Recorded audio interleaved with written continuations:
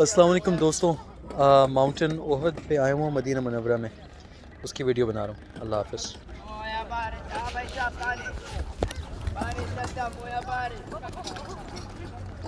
عمران خان زندہ باد، نواز شریف مرد آباد۔ ہاں ماما ایک کارٹون پانی چلے اس کو بھی سیری آگے دو آجو مدینہ۔ عمران خان زندہ باد، بس بس نواز شریف مرد اور آباد۔ نہ دینا۔ عمران خان زندہ باد، زرداری خان زندہ باد، زرداری زرداری مرد آباد۔ پانی چندا مویا پانی، عمران خان زندہ باد۔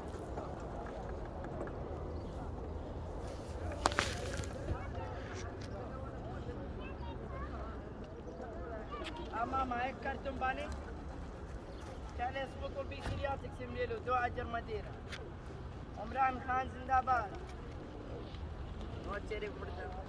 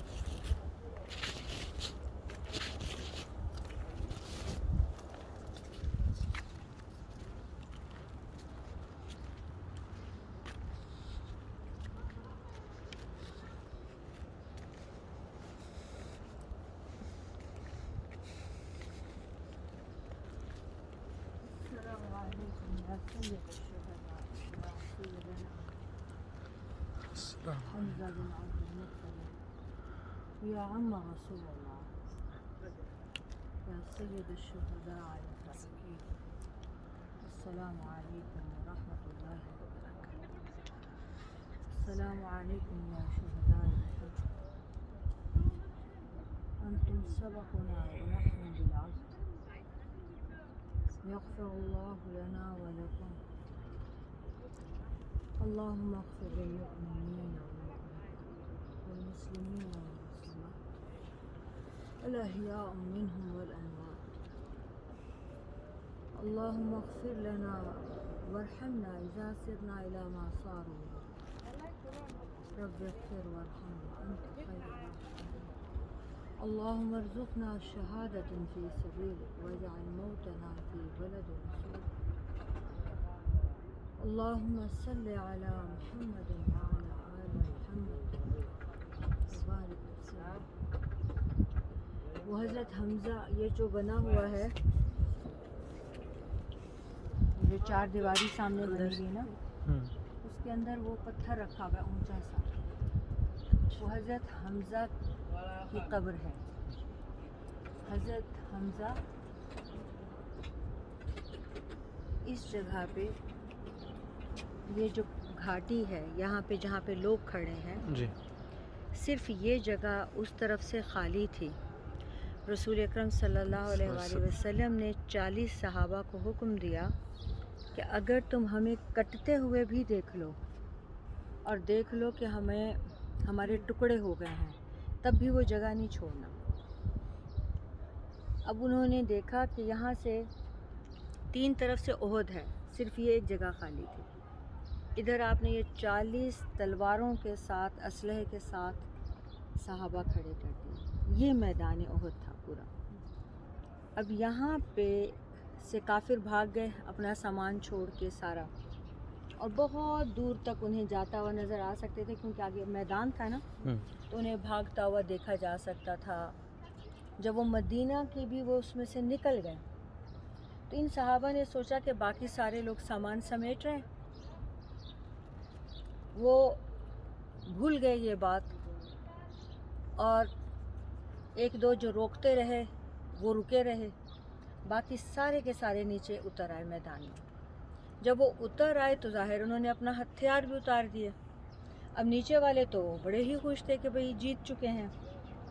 तो ये जीती हुई जंग हार में बदली उन 40 सहाबा की आप सल्लल्लाहु अलैहि वसल्लम की बात को भूल जाने पे और या ध्यान न देने पे, और तीसरी चीज़ माले गनीमत की हिर्स पे। तो ये तीनों बातें कुरान बताता है। जब वो नीचे उतरे तो खालिद बिन वलीद जो उस वक्त काफिरों के सरदार थे, उनकी निगाह पड़ी कि वो वहाँ से उतर गए, तो वो पूरे अपने टीम को, दस्ते को लेके वहाँ से उन्होंने हमला किया और यहाँ पे उतर आए, और मुसलमानों को पता भी ना चला, क्योंकि ये देखे ना पीछे नज़र ही नहीं आता। वहाँ तक आ गए तो नज़र ही नहीं आएगा, वहाँ से उतरे तो ये मैदान है।